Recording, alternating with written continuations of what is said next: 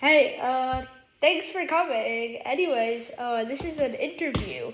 Hello, Elias. Thank you for having me here, Antonio. I'm very happy to be here talking to your audience.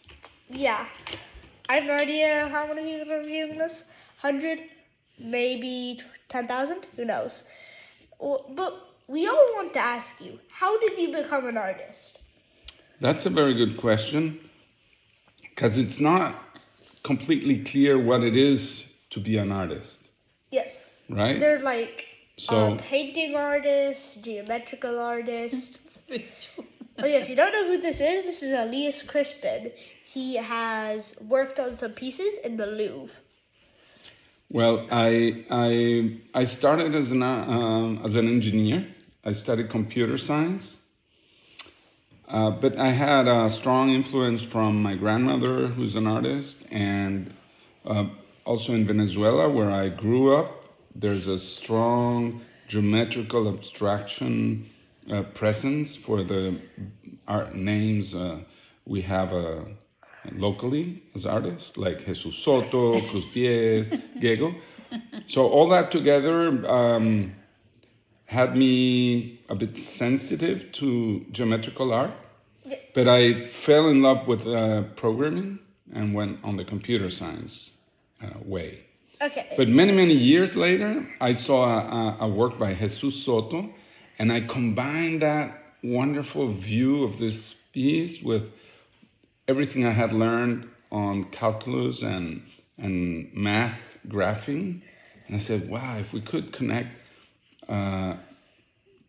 graphs with and dynamic graphs, parametric dynamic graphs with this sculpture, it would be wonderful. Maybe I'll have something interesting in my hand.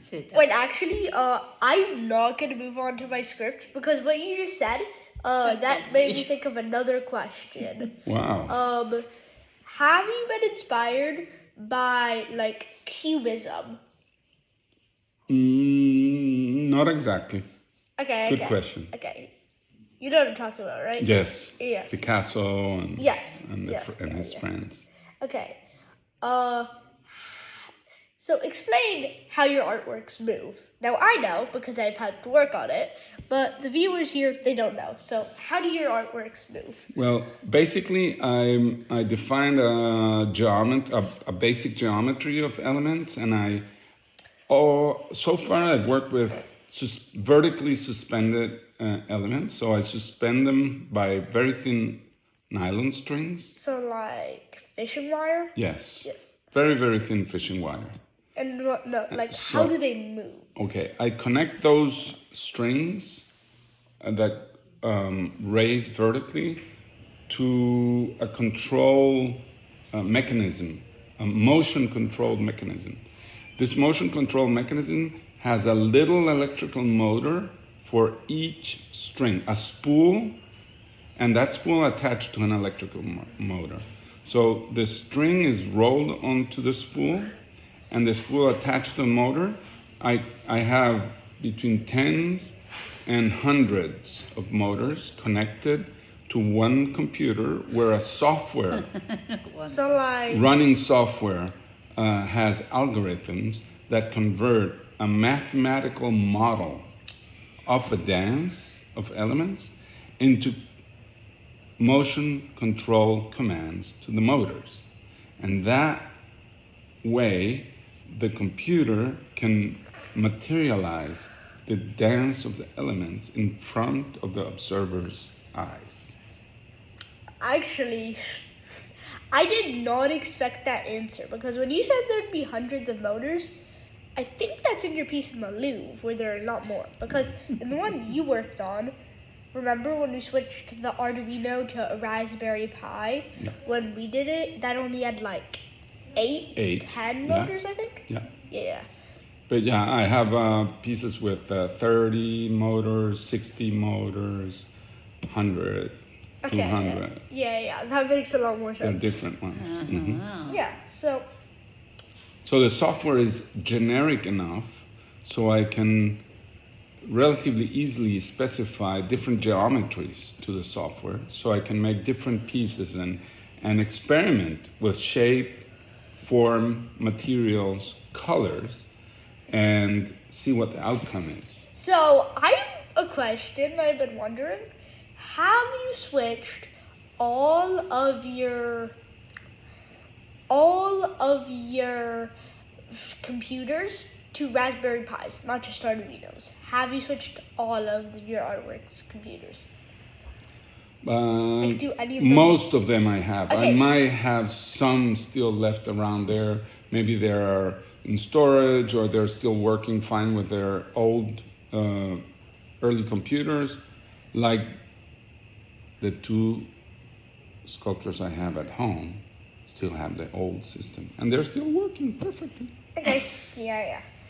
Do you have two? We have one, and the Houston Museum only has one, so I actually have as much as the Houston Museum has, I think. That's right. Yeah, that's very cool. I built I think it's slightly smaller, but Yeah. still, that's pretty cool. All right. Okay. Well, thank you very much. But we're Yes. st- More questions. Sorry. Sorry. Go ahead. Okay. How do you get your ideas? Like, your ideas for your artwork? I think geometrically or mathematically. So if you see inspiring mathematical equations, like you explained in the first area, you use them into your artworks, correct? Mm-hmm. Yeah. That's a little bit more difficult because the software is not so generic that you can add any equation. It has a fixed set of equations that are added into a polynomial for the calculations, but it's definitely possible to just have new equations that have interesting shapes or behaviors and use that in the algorithms. Very interesting. Alright. Okay. More interesting is that you are asking me questions. That is really interesting. I'm so happy. Just like an interview for my YouTube channel. Now, this is the last question from my script. Now, it might interact more questions, but how is it like having artworks in famous museums? Like, Well, it's super cool, but I try not to overthink that fact, because what matters is that it reaches people and people can enjoy it or live the experience of seeing that artwork. And of course, it is important, and it's a major milestone to have a piece at important museums like the Houston Museum or the Kansas City Nelson Atkins Museum, or even the Louvre Museum in Paris. yeah, if you didn't point out the Louvre, I would have been a little surprised because it's like the I left the best for the last. Yeah. So, anyways, before we end this interview, I gotta ask you, can you say like and subscribe to the camera?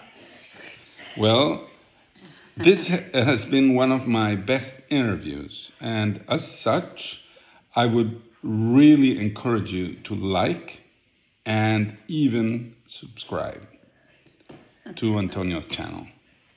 Yes. Actually, isn't it one of your only interviews? No. Are you gonna interview? You want me to be honest? You're going to cut that part. You forgot to start recording? No, it's recording right now. Okay, so anyways, make sure to like and subscribe. Bye.